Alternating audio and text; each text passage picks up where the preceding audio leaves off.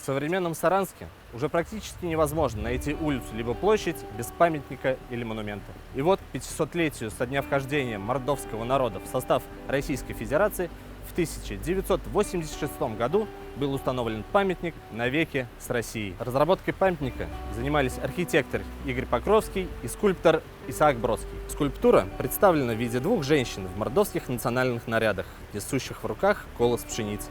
Здесь колос как символ даров земли, напоминающий людям, что все они жители одной земли и являются братьями и сестрами. Материалом для изготовления женских скульптур была выбрана бронза.